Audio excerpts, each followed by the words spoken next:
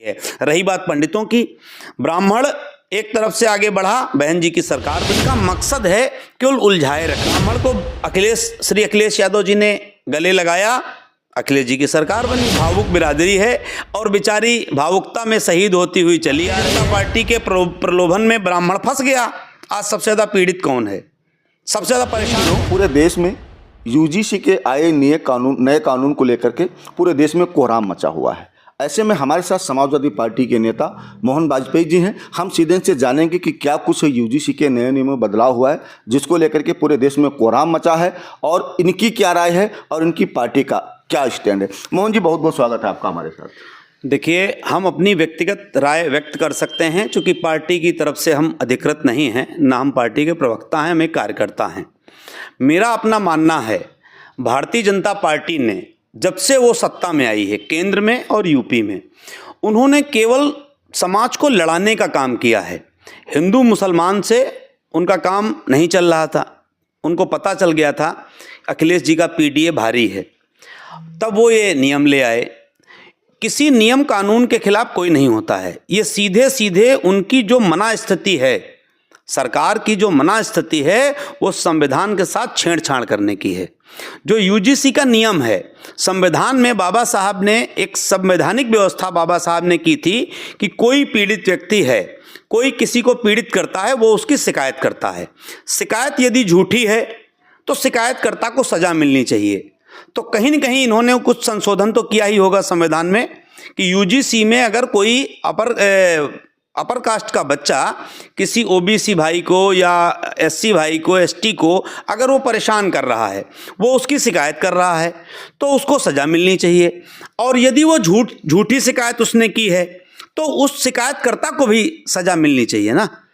केवल एक ही पक्ष को आपने सज़ा दे दी, आप ही सब कुछ आपने कर दिया, तो ये टोटली उनका फेलियर है और देश में कुछ कर नहीं पाए। बड़ी बड़ी बातें की। एक हमारे बड़े प्रिय छोटे भाई हैं ज्ञान प्रकाश आकुल, बहुत अच्छे कवि हैं, उनकी एक कविता है, ये वो भाजपाइयों के लिए कविता है जो ये कह रहे थे कि हम फलाना जगह प्लाट खरीद लिए हैं, चाहे 5,000 में पेट्रोल मिल जाए, चाहे कुछ हो जाए, चाहे पूरा खेत गाय चर जाए, ये सब चीज़ें वो कहते थे। वोट हम भाजपा को ही देंगे। हाँ, वोट भाजपा को ही देंगे, और बेचारे देते भी थे, वो देते भी थे। उनकी स्थिति यह है कि उनके लिए ज्ञान प्रकाश आकुल जी की एक कविता है, हम तुम्हारी जीत का तोरण उठा के थक चुके हैं, तोरण में झंडा उठाते हुए थक चुके हैं, और जय जयकार करके थक चुके हैं स्वर हमारे, गले चिल्लाते चिल्लाते गले उनके खत्म हो गए हैं। हम अभागे भी गगन में पांव धरना चाहते हैं, या हमें आकाश दो या नोच डालो पर हमारे, पर ही नोच डालो, मार डालो, खत्म कर दो। वैसे भी हर आदमी लगभग जो व्यापारी वर्ग को परेशान किया, किसान को परेशान किया। जब व्यापारी परेशान किए जा रहे थे तो लोग हंस रहे थे, फिर किसान परेशान किए गए तब लोग हंस रहे थे। आज अपर कास्ट को घुमाओ, ऐसे जलेबी तरीके से घुमा रहे हैं तो कुछ लोग हंस रहे हैं। ये संविधान के साथ छेड़छाड़ कर रहे हैं। इनका मकसद है केवल उलझाए रखना, और इनका कोई मकसद नहीं, कोई विजन नहीं। अरे आप रैगिंग के लिए कानून है, जो अगर किसी एससी बच्चे को कोई अपर कास्ट परेशान करे, ओबीसी को परेशान करे, कोई किसी को भी परेशान करे, सारे बच्चे हमारे हैं। हम लोगों की सोच ये है, और आप भी कभी छात्र रहे होंगे, हम भी कभी छात्र रहे हैं। कक्षा जब बच्चा पढ़ने जाता है, छोटा होता है, 5-6 के बाद समझदार होने लगता है, और इंटर तक आज भी कॉलेजों की ये व्यवस्थाएं हैं। ओबीसी बच्चा एससी बच्चे का लंच खाता है 90%, 10% तो हर जगह विभिन्न मत के लोग होते हैं, और अपर कास्ट का बच्चा ओबीसी बच्चे का लंच खाता है, आपस में मिल बांट के बच्चे रहते हैं। इन्होंने क्या किया है, उसकी नींव में ही जातिवाद भर दिया। जब बच्चा पहली बार वोट देने जाता है तो हो सकता है ओबीसी बच्चा अपने अपर कास्ट दोस्त के कहने से ही वोट दे देता हो। थोड़ा इसको हम राजनीतिक रूप से देखते हैं। 2024 के चुनाव में, उससे पहले अखिलेश यादव ने एक पीडीए का नारा दिया था, पिछड़ा, दलित और अल्पसंख्यक का। 2024 के चुनाव में भाजपा को शिकस्त खानी पड़ी थी पीडीए के चलते, और अब उसने इस कानून में पीडीए को एक जो बड़ा हिस्सा है जिसको हम पिछड़ा वर्ग ओबीसी कहते हैं, ओबीसी को इसमें शामिल कर लिया है, तो क्या लगता नहीं कि अब समाजवादी पार्टी भी इस पर कुछ बोलने के लायक नहीं बची है? समाजवादी पार्टी का कोई नेता नहीं बोलने के लायक? ऐसा नहीं। आप समझो, अखिलेश जी का जो पीडीए है वो पीड़ित है। आज की डेट में जो झंडा उठा करके सबसे आगे आगे चलने वाले लोग थे भारतीय जनता पार्टी का, आप इतिहास 12-14 साल पहले चले जाइए, वो जहां से शुरू हुए थे वहीं वो पहुंच जाएंगे, क्योंकि उनके आपस में इतना टकराव है। उसी टकराव का ये नतीजा ये कानून है। इस कानून से किसका हित हो जाएगा?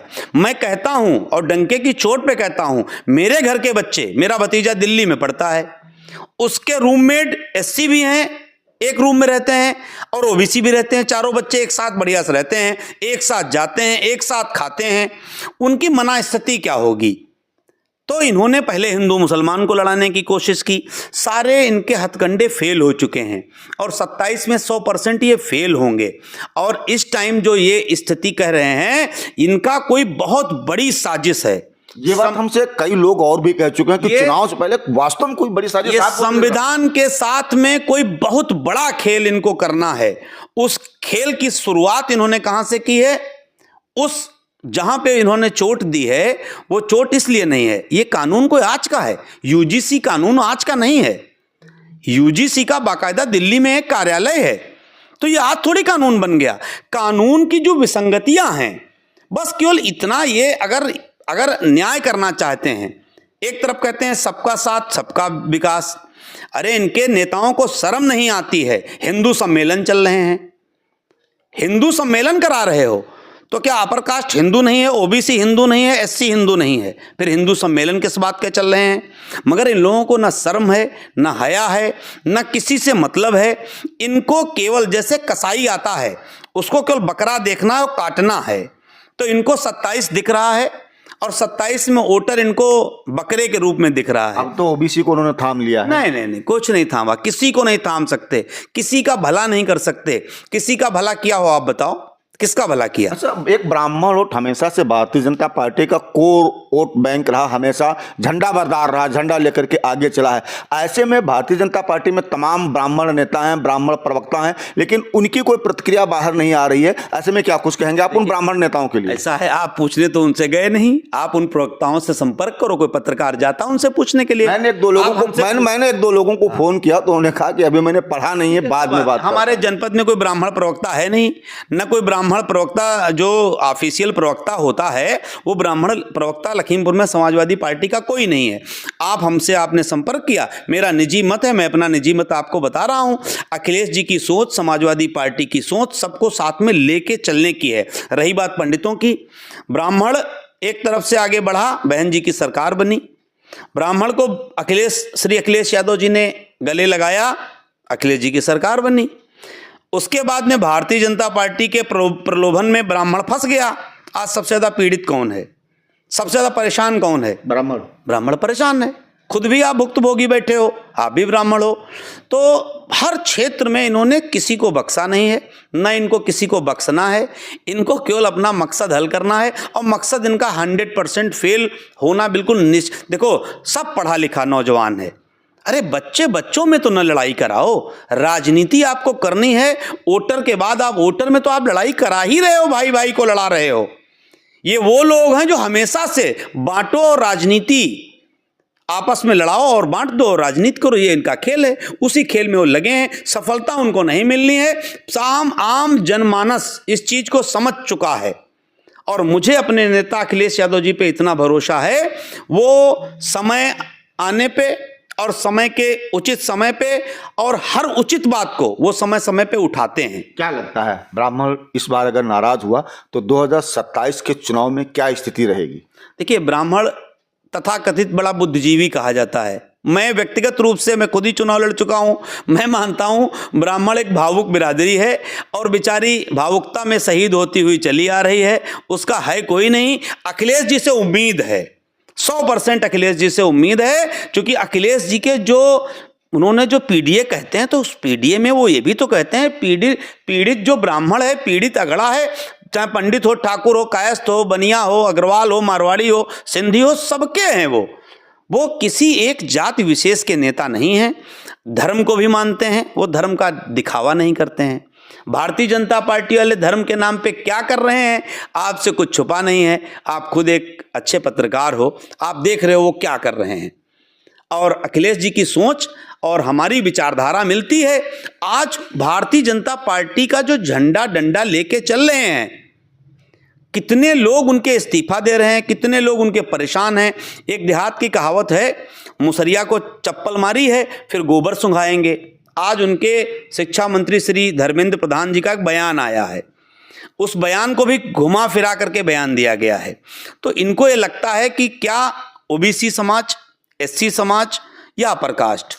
उन्होंने अपने बयान में कहा है कि हम भरोसा दिलाते हैं कि किसी का नुकसान नहीं होगा। अगर नुकसान नहीं होना था तो संशोधन करने की या कानून लाने की जरूरत क्या थी? अब बात समझो, नुकसान कोई उनकी दया का पात्र थोड़ी है। बाबा साहब का संविधान है, संविधान की जो व्यवस्थाएं हैं, आखिर जो पढ़ा लिखा मेरा एससी समाज हो, ओबीसी समाज हो या अपर कास्ट हो, उसको इस विषय पे सोचना चाहिए कि जब संवैधानिक व्यवस्था है, कोई किसी के प्रति अगर शिकायत करता है और झूठी शिकायत निकलती है तो उसको सजा मिलनी चाहिए।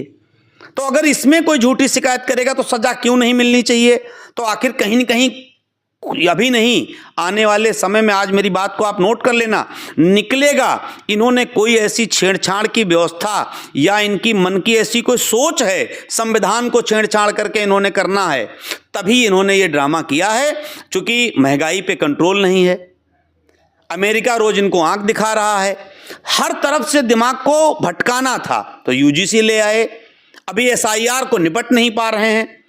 एसआईआर में इतने, आप मैं तो जिस मोहल्ले में रहता हूं, यहां हमारे मुसलमान भाई तो रहते नहीं हैं, रोज दरवाजे पे 10-20 लोग आते हैं, भैया आज नोटिस आई है, आज ये फार्म भरना है, आज वो फार्म भरना है। उस एसआईआर से दिमाग को हटाना था तो ये यूजीसी ले आए, और चुनाव तक देखो क्या क्या ले आए।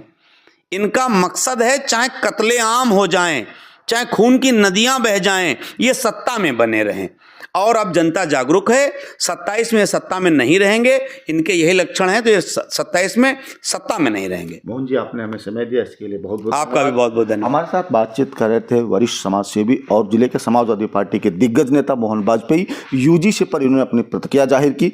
और ऐसी तमाम खबरों के लिए आप बने रहेगा हमारे साथ। यूपी खबर हिंदी के लिए मैं दीपक पंडित, लखीमपुर खीरी।